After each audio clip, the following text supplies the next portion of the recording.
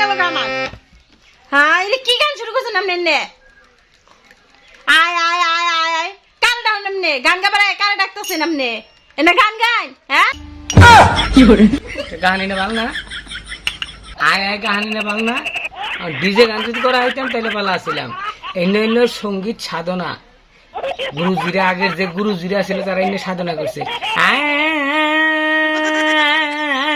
এইভাবে সাধন করো নাকি তুমি গান শিখ পারাইছো না মস্কার পারাইছো বাইরে তোর গান শিখো না আমার গানের মধ্যে সকল ধরো তুমি হ্যাঁ